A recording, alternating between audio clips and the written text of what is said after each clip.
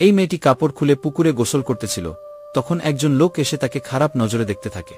সে মেয়েটিকে পুকুর থেকে উঠে আসতে বলে, কিন্তু মেয়েটি তখন অন্যদিকে যেতে থাকে। লোকটিও তার দিকে এগিয়ে যেতে থাকে, আর মেয়েটাকে তার কাছে আসতে বলে আর কাপড় পরতে বলে। কিন্তু তার কাপড় লোকটির পিছনেই পড়েছিল, তাই মেয়েটি তার কাপড় নিতে পারে না। তখন লোকটি বলে, এই জঙ্গলে প্রতি বছরই 2-1 কাপল ডুবে মারা যায়। এটা শুনে মেয়েটি বলে, তুমি এখান থেকে চলে যাও, না হলে আমার বয়ফ্রেন্ড এসে তোমাকে মেরে ফেলবে। লোকটি বলে, তোমার বয়ফ্রেন্ড আর কখনোই আসবে না, কারণ সে মারা গিয়েছে। এই কথা শুনে মেয়েটি ভয় পেয়ে যায় আর তার বয়ফ্রেন্ডকে উচ্চস্বরে ডাকাডাকি করতে থাকে, কিন্তু তার বয়ফ্রেন্ডের কোনো উত্তর আসে না। এজন্য সে আরও বেশি ভয় পায়। সে তখন পুকুরের অন্যদিকে চলে যায়।